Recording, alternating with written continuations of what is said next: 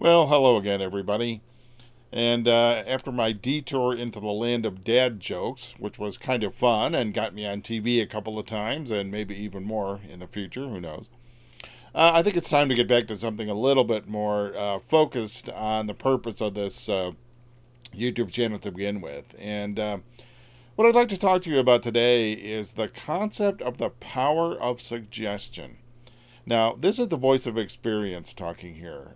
Let me tell you, over the years, and it's now been almost 6.5 years since the stroke, I've realized that my self talk is incredibly important and can affect me in some really significant but very subtle ways. For example, when I was first recovering, there were a lot of things that I could not do, or I did very poorly, or had very negative consequences of. For example, my mouth muscles on the right side didn't work quite right, and they're still not perfect. They were, kind of bad. I was real mushy, and my right side of my face sagged. And I noticed I had this bad habit that I would bite my right upper lip when I was chewing, and it was incredibly painful. It would draw blood and that, and then, that part of the lip would get swollen, and so I'd keep biting it. It was really horrible.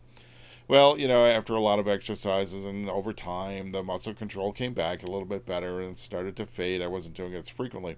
But I noticed that if I would say to myself, hey, you know what? I haven't bitten my lip in a long time. Within, it seemed about 5 minutes, I'd bite my lip. And I found that to be true of certain other things that I was struggling with in my recovery. For example, I had really terrible migraine headaches for a while. I mean, I had one that lasted about a week, and I could barely function. They're really horrible. And part of the thing is I learned is a trigger for those migraines was either bright lights or bright contrast between lights, or letting myself get dehydrated. And so I learned to address those issues. And so at one point I was thinking, hey, I haven't had a migraine headache in, a couple of months now. That's great. Well, guess what happened, right? Before I knew it, I was having a migraine. And it didn't take me too long to realize that just by mentioning these things, I was putting an idea in my head, unconsciously or whatever, that was triggering these events. And it was really uncomfortable and extremely unpleasant, because there were a whole range of things. Let me tell you, I'd have these muscle cramps in my right hand, which I still get. They're very painful. That my fingers would contract so tight that they dig into my palm and actually draw blood. And that's why I started carrying a piece of pool noodle wherever I go to stuff into my hand for when I'm starting to feel tense. And there were several other things. So I really had to learn not to set off those landmines that I had planted in my unconscious.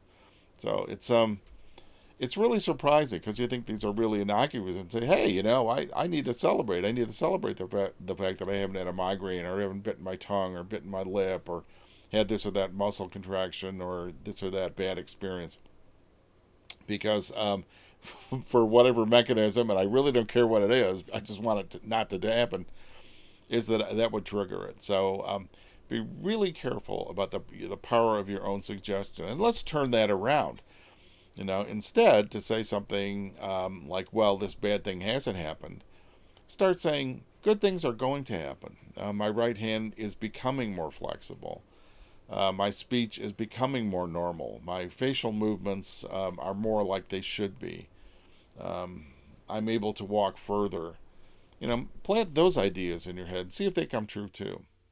It's really important to work on that. And I think you'll find, whether you've had a stroke or not, I think you'll find that if you watch yourself talk and you watch the power of suggestion in your own mind, that it really can change the outcome. I'd love to hear from you about experiences like this, so send me an email or leave a comment here. Always glad to hear from people. Don't forget to subscribe. If you haven't checked my YouTube channel, if you want to see links to my dad jokes, and I hope you will, especially if you need a cheap laugh, and this is about as cheap as they'll get. So anyway, thanks again for watching, and I look forward to seeing you again in the next episode.